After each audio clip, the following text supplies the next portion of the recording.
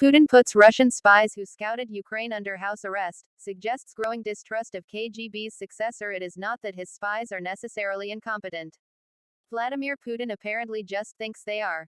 Two members of the FSB, the successor agency to the KGB, who were supposed to have prepped the ground for the Russian invasion of Ukraine, are reportedly under house arrest. Colonel General Sergei Beseda and his deputy apparently dropped the ball, or are being blamed for an operation that by most accounts is bogged down. Questions are likely being asked. Why didn't Ukrainains welcome Russian soldiers? Where did the money earmarked for that operation go? Was it unwisely spent or stolen by those in charge of it? There were no crowds greeting the invading force with flowers, as some in Russia had anticipated. Russian President Vladimir Putin attends a meeting of the Supreme Eurasian Economic Council in Yerevan, Armenia. Russian President Vladimir Putin attends a meeting of the Supreme Eurasian Economic Council in Yerevan, Armenia. Shuttershock, it never happened, as we know. And so it's also about misusing the funds spent on probably imaginary networks of agents, Andrei Soldatov of the Center for European Policy Analysis, CEPA, tells Fox News. Soldatov is an expert on Russian security services and explains those under arrest are from the Fifth Service of the FSB.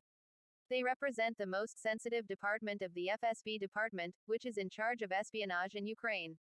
And now it looks like Vladimir Putin finally understood that the intelligence he was given before the invasion was not extremely accurate. And he has started looking around trying to find someone to blame. As Ukraine burns, UN Security Council watches Russia halt group's action with its veto power. The Fifth Service, according to Soldatov, is responsible for all former Soviet republics, keeping an eye on them, infiltrating politics to help get pro-Russia people into power or to keep them there. He also says it is not just the Fifth Service but all intelligence services have been living under pressure for some time. Let's not forget those scenes just before the invasion of Ukraine, when Putin convened his Security Council only to publicly humiliate his head of foreign intelligence, the SVR, who stammered through his performance. The Security Council had been at that point debating whether or not to recognize the self-declared Donetsk and Luhansk People's Republics. Apparently it is not just freethinkers who have spent recent years living under pressure as screws tightened on freedom of expression.